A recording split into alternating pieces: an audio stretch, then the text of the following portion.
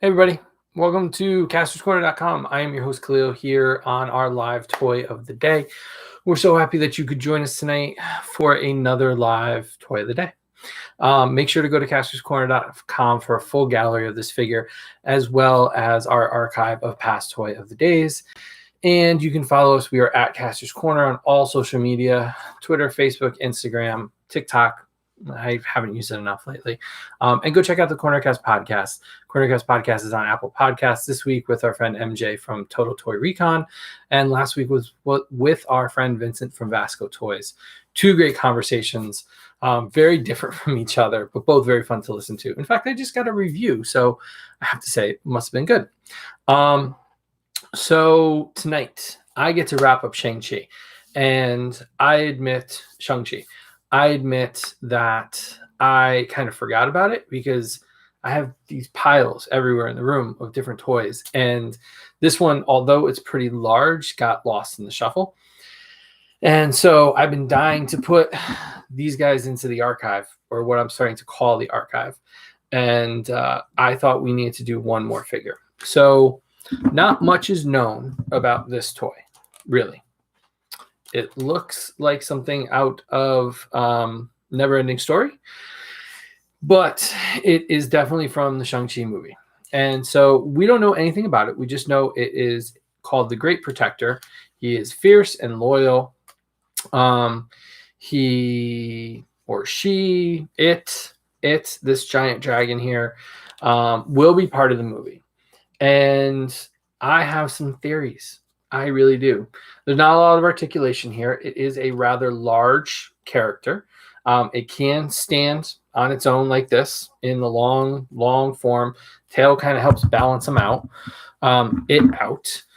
My theory is that we got Katy, Awkwafina's character from Shang-Chi, and in the movie, she never wears this kind of traditional gown pattern look. She's in kind of modern, city clothes, I guess you'd call it, jeans, hat, stuff like that. She doesn't seem this traditional, for lack of a better way of putting it. Just seems in normal clothes. And so we see her in the city. We don't see her dressed up in any way like this. So this is kind of a clue that she is going to be a little different than what we've seen in the trailer. So that's interesting. That's number one. And there's not a lot known about her either. Shang-Chi, right? They're friends. And this is supposed to be a great protector. Could Marvel be throwing a twist our way? And at some point we find out that Katy is really one of these giant dragons that has been put in his path in his life to protect him. I mean, we've seen that, right? We saw that with Killmonger's father, right? He had Zuri as his kind of shadow for King T'Chaka in the outside world of Wakanda. It would stand to reason that Shang-Chi's father might have sent somebody to watch over him. There are stories that Fin Fang Foom is an alien and there are other creatures like them. Fin Fang Foom is a giant dragon that wears like bathing suit trunks. Kind of silly, but and is known for being in the Mandarin world and being in the world of Iron Man and in the Marvel world. And we got a Fin Fang Foom years ago in the Marvel Legends line over 2 waves of Hulk figures. It was offered as a box set at San Diego Comic-Con, and then later retail you could track down all, I think it was 10 figures, and he was massive. Like, he's giant. And those that have him are really impressed with him. So is this the modern version of Fin Fang Foom? Is it the alternate look of Awkwafina's Katy? I don't know. I'm really excited to do the speculation and wonder just what it could be. So as a toy, though, it is one of the basics, I would say. This was only $19. This is the same price as one of the Marvel Legends figures. It's got 2 modes, basically. So you've got this one that really does look like he's out of Never-Ending Story.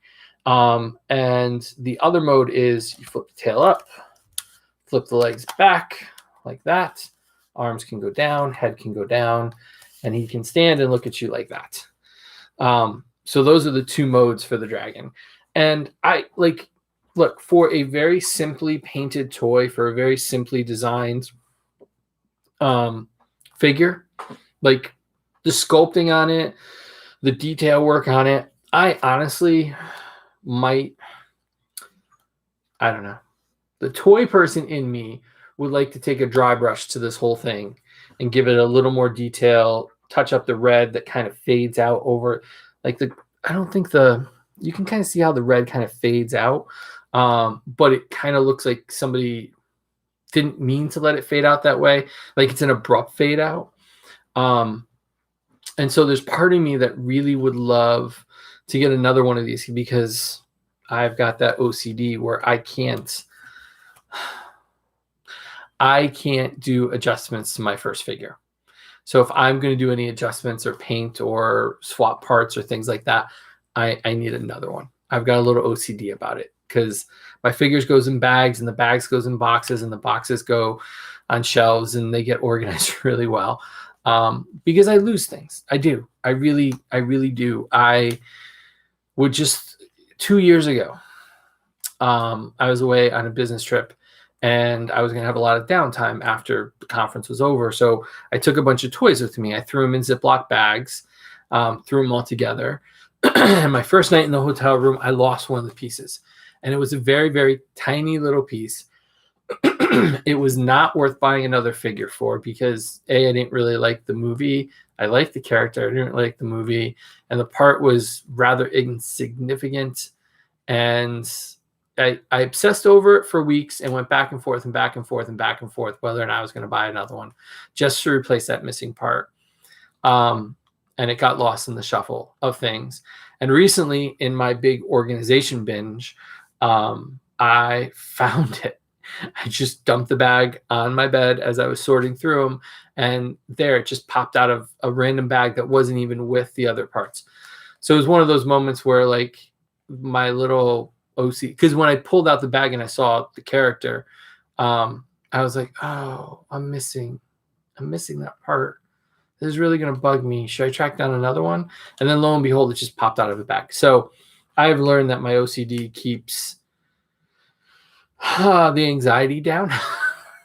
And it makes reviewing a lot easier. Like Batman Beyond, I was able to go downstairs, pick out the DC Multiverse box, take out the Batman Beyond, do the review, put them back in the box, and put them away. So it makes the reviewing a little easier. All that to say is that if I wanted to repaint this guy, give him a little more detail on the scales, give him a little more detail on the face, really accentuate his smile, his nose, do just a normal dry brush, I probably will have to spend another $20 to get another one of these guys. Yeah. So that's my personal issue. Because I like it I like it enough. And I might actually just buy one and keep it until the movie comes out and know if this is accurate to the movie and do I need to make any adjustments to make it more movie accurate.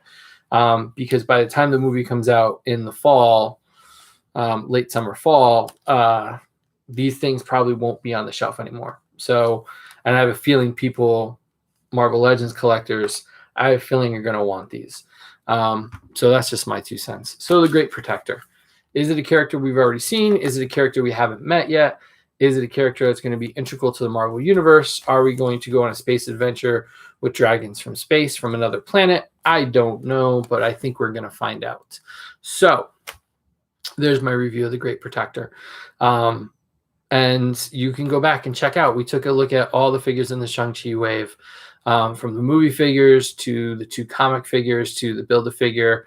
And I'm gripping this like a teddy bear because it's such a fun toy. He is probably going to live somewhere up on the shelves while the rest of the Shang Chi guys go downstairs into the archive for later pictures and dioramas, maybe someday. So thank you guys for watching. I hope you guys enjoyed it. I hope you go. I would recommend picking him up. I think it's a good buy. Thank you guys for watching. Go to castorscorner.com for the very small gallery. I just took some close-ups of the face and the body and I'm transformed into the laying pose. So not too many pictures. So but there is an archive of our past toy of the day as well as all the Shang Chi toys. You can follow us. We are at casterscorner.com. We really appreciate that. You can check out the Cornercast podcast and subscribe to it. And join us every week, every Monday night for a new podcast with our friends in this collecting world. This week with our friend MJ from Total Toy Recon, and last week with our friend Vincent from Vasco Toys, Diorama Building. And remember to hit that subscribe button. As we say every night, the more of you that subscribe, the more cool things we get to do, and then we get to share them with you. And that's the fun part of this journey, to be honest with you, is to be able to have these conversations, explain my OCD, why I buy things, where I go, stuff like that. So because sometimes this hobby just feels so alone. We're in competition with each other.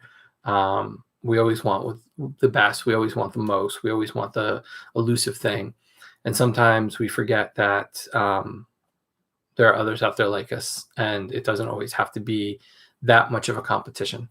So I hope that you enjoy hearing these stories and sharing these stories. And I hope it encourages you to be proud of who you are, because there is nothing wrong with us. In fact, we're probably more normal than the average person teaching at Yale or Harvard.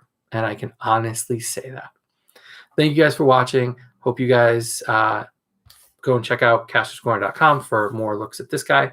And we'll see you tomorrow night with either Masters or McFarlane or something else, because I'm going to get to start digging into older stuff, which I'm kind of excited about. We'll see you tomorrow.